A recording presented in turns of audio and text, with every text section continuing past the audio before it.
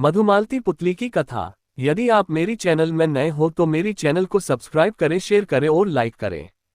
धन्यवाद। 9वें दिन राजा भोज दरबार पहुंचे और विक्रमादित्य के सिंहासन पर बैठने लगे। इस बार उन्हें नवी पुतली ने सिंहासन पर बैठने से रोक दिया। उसने कहा, यहाँ बैठने के लिए तुम्हें राजा विक्रमादित्य जैसा होना पड़ेगा। इतना कहकर वह विक्रमादित्य के गुणों को बताने के लिए कहानी सुनाने लगी।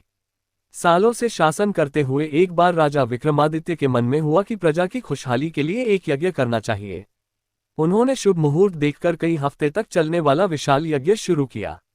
राजा रोज मंत्रों का उच्चारण करके अग्नि में आहुति देते थे। एक दिन यज्ञ के बीच में ही गुरुकुल के एक ऋषि वहां पहुंचे। उन्हें देखकर राजा विक्रमादित्य उठकर उन्हें नमस्कार करना चाहते थे, लेकिन यज्ञ की वजह से वो ऐसा नहीं कर पाए। उन्होंने मन ही मन ऋषि को प्रणाम किया। राजा की विवशता को देखकर उन्होंने विक्रमादित्य को आशीर्वाद दिया।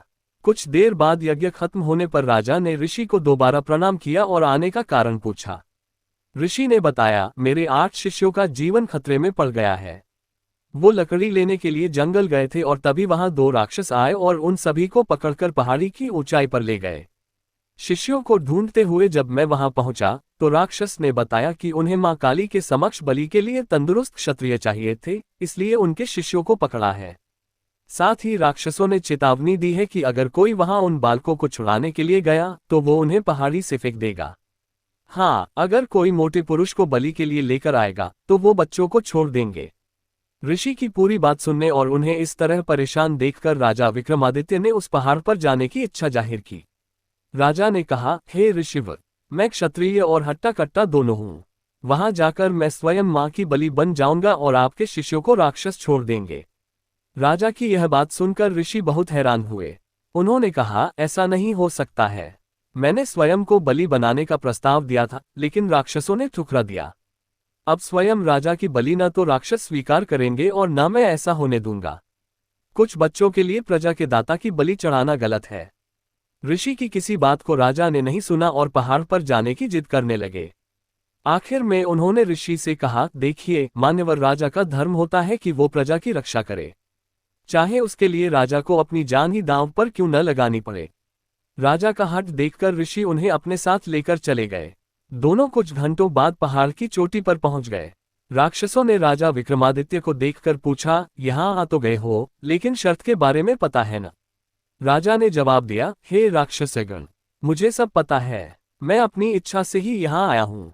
अब जल्दी से सारे बच्चों को छोड़ दो। राजा विक्रमादित्य की बात सुनकर एक राक्षस सभी बच्चों को लेकर उन्हें पहाड़ी की चोटी से नीचे छोड़ाया।